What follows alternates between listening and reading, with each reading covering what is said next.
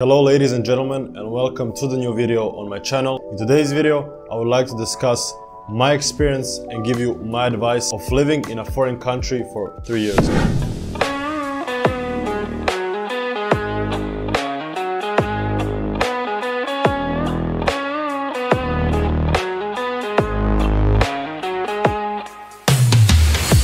So this will be a video of my experience as an international student in the Netherlands. Sit down, relax, and enjoy the video. I'm currently an international physiotherapy student in the Netherlands that is doing his 3rd year of education, and I have come from Croatia, Balkan-based country, and there are a lot of differences in these two cultures. So how did I integrate in the culture and adapt to it? This will be something that I want to discuss in this video. Also, I'm going to give you advices, what you should look out on, what you should focus your energy into, and what you should avoid in general. So my first advice is coming for accommodation.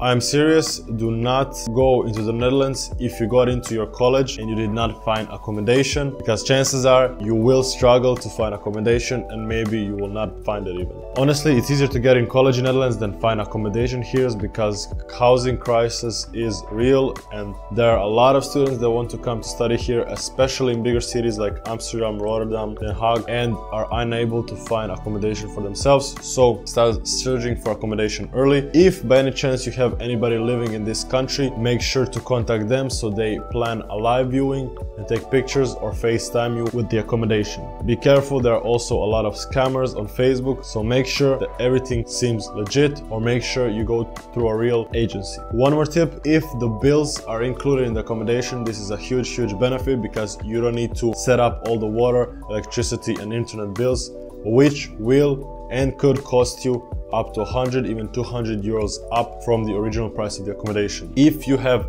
gas in your accommodation, it is good to buy an electric heater so you don't waste that much gas, because gas in Netherlands is very expensive. So take that into account. I'm very lucky that in my apartment I have only electricity and no gas heating, and this lowered my bills up to a big percentage, because I heard from other students that they are struggling with the gas bills that came through the months. It was a huge bill, they told me generally. So calculate your bills inclusion and exclusion criteria and keep that into account.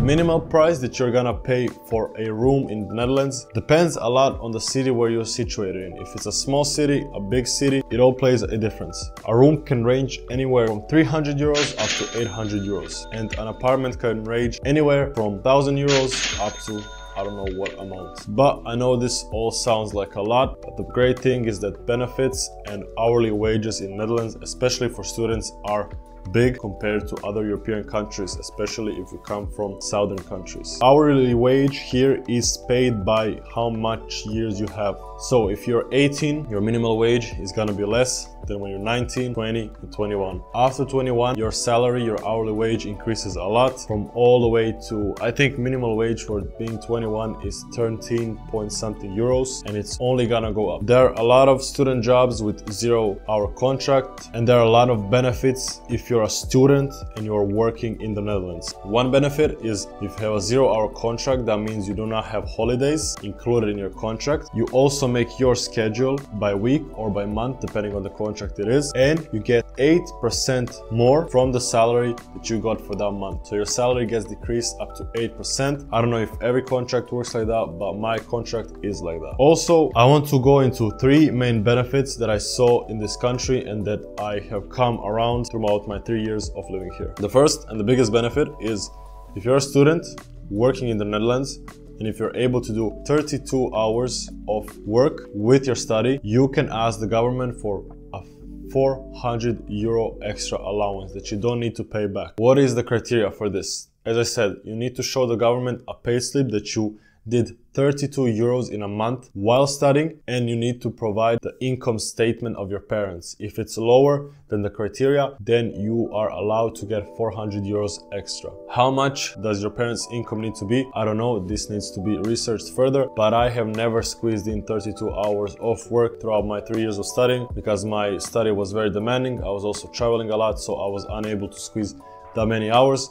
and honestly it was not needed for me. But this is one thing that you should take into account. Search up the government tax authority in the Netherlands, and this is something that you should definitely take advantage of. One more thing, if you're a student, you're probably not gonna make more than I don't know how many thousand euros a year. And if you make less than, I don't know what is the percentage, 10,000, 20,000, 30,000 euros a year, chances are you can apply for tax return. You need to go to your government building in your city and say that you want your tax return. And basically how much you worked throughout the year, you get some percentage that the government takes. And if you make less than some big criteria in a year, you are eligible to apply for a tax return. And this happens every month, I think in May, every year in May, that is. First year I didn't work as much and I was able to get 200 euros of tax return for working only 3 or 4 months. So that's a great benefit. This year it's gonna be much more. And I'm very grateful for my Bulgarian friend that showed me this tip. Now I want to get into the educational part. So you have two types of education. Actually in the Netherlands you have more types of education, but the main ones after your high school are HBO and WO. WO is a type of a research university and is, I think, the top education, and HBO is a more practical university and it's called University of Applied Sciences. So that basically teaches you and prepares you for practical jobs that you are able to work straight afterwards. WO is a kind of a research university where you focus more on theory and research educational stuff. I don't even know. I go to a HBO, that is a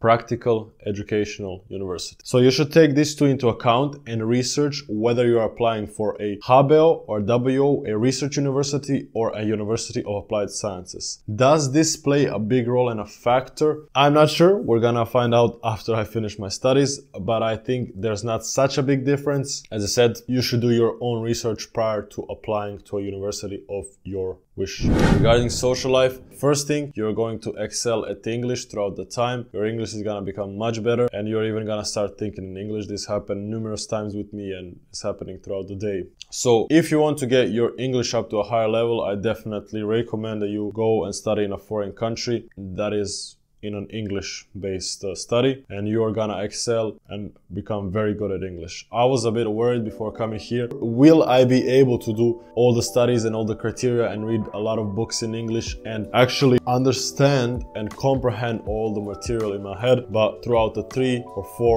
first 3 or 4 months, I became very used to it. Look at me filming a video in English. Nevertheless, being in Netherlands, I'm hanging only with international students, so I don't hang out a lot with Dutch people. I think it's because of a language barrier. Of course, if you live in your country, you are more prone and you want to speak your own language than English. So we as international students, because we study together, we hang out more. And as I said, I don't hang out as much with Dutch people. Not that I have anything against them. So hanging out with international students is gonna open up a bigger perspective. You're gonna start understanding different cultures and their way of living, and maybe you get a chance to even travel to their own country. I was very lucky and gifted that I have been traveling throughout these 3 years to numerous countries with my friends and to visit my friends. Countries such as Cyprus, Portugal, Morocco, Ireland, and many others. The main thing you're gonna notice is you're gonna come very young. I'm guessing you're gonna come very young from your own country to here, and there will be a forming of a new personality. You need to drop off the old you, so the old ego has to die for you to sort of get into this new person and form a new personality, because when you get a chance of meeting new people when you're older, you get to express yourself how you want to be looked upon. And when you hang out with your high school friends or your friends from your childhood, if you want to shift your identity, it's gonna be much harder because they got used to the old you, and there will be a lot of provocations to see if you are able to withstand this and changing to the new person that you want to become. And when you move places, that's not gonna be a problem because people will not know your history. You can even lie about your history. They're not gonna know. I mean, I'm not recommending you do this. Your history will be understood from the stories you tell. They will never experience your history in your childhood, and they will never see your past mistakes. So this is like a kind of a new start, a new chapter for you to develop into a person that you want to be. And with that, I want to end all of these tips. I hope the video was useful. If you have any questions, make sure to put them in the description or ask me in general on my Instagram. I wanted to make this video in English for the sake and purpose of reaching out to more international students who want to study abroad. These are my tips. Of course, there's a lot of them, but these are the main bullet points that I have come about. And if you ask me, the main factors that I want to tell to a person before moving to this country is something that you should take into account. Hope you enjoyed the video. If you did, check out the other videos that will pop up on the screen, and I will see you in the next one. Peace out.